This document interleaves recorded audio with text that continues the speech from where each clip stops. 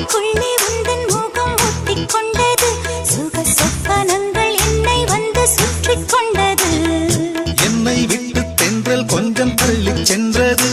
நான் உந்தன் பேரை சொன்ன போது அள்ளிக்கொண்டது.